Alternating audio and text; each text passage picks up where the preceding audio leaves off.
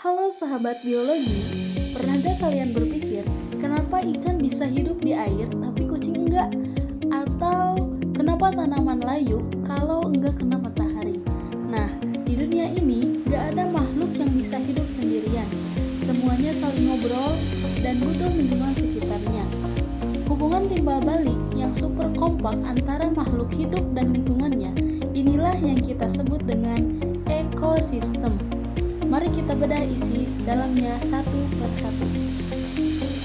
Oke, sekarang lihat aku. Di sekelilingku ada tanaman, serangga, sampai burung.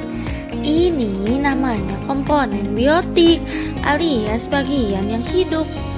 Tapi mereka punya peran beda-beda loh. Ada tanaman sebagai produsen yang masak makanannya sendiri. Ada hewan sebagai konsumen yang hobi makan. Dan ada jamur atau bakteri sebagai pengurai yang tugasnya bersih-bersih sisa makhluk hidup. Kompak banget kan? Eits, jangan lupakan aku.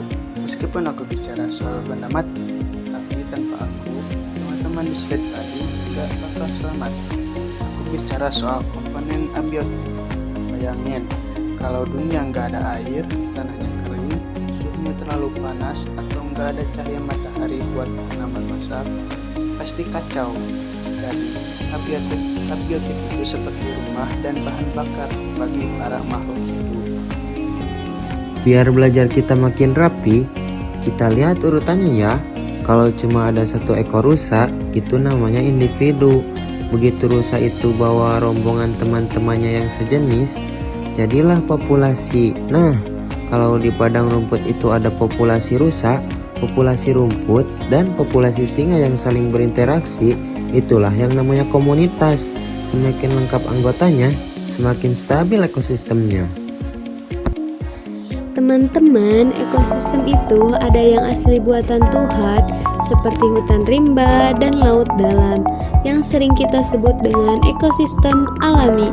Tapi ada juga yang sengaja dibuat manusia untuk keperluan kita seperti sawah, waduk, atau akuarium yang kita sebut dengan ekosistem buatan. Intinya, mau alami atau buatan, kalau satu bagian rusak semuanya bakal kena dampak. Jadi, yuk kita jaga keseimbangan alam kita.